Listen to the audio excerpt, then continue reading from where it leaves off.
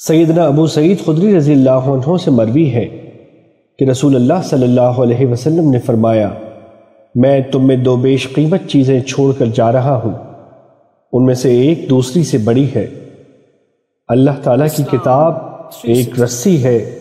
جس کو آسمان سے زمین کی طرف لٹکایا گیا ہے، اور میری نسل میرے اہل بیت ہیں، اور یہ دونوں چیزیں جدا نہیں ہوں گی یہاں تک کہ دونوں میرے حوض پر آ جائیں گی۔ حدیث نمبر 323، مسند احمد۔ سیدنا ابو ہریرہ رضی اللہ عنہ سے مروی ہے کہ رسول اللہ صلی اللہ علیہ وسلم نے فرمایا، ہمیشہ ایک جماعت اس دین پر حق کے ساتھ قائم رہے گی،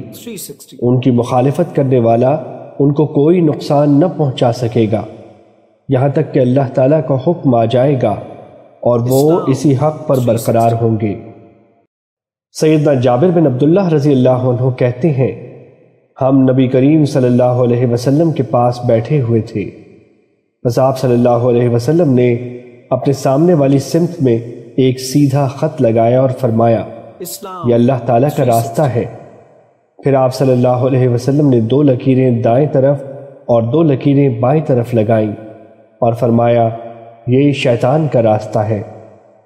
پھر آپ صلی اللہ علیہ وسلم نے درمیان والے سیدھے خط پر ہاتھ رکھا اور یہ آیت تلاوت کی، اور یہ کہ یہ دین میرا راستہ ہے جو مستقیم ہے،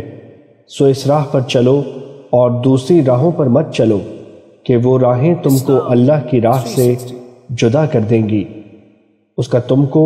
اللہ تعالیٰ نے تاکیدی حکم دیا ہے تاکہ تم پرہیزگاری اختیار کرو۔ سورہ انعام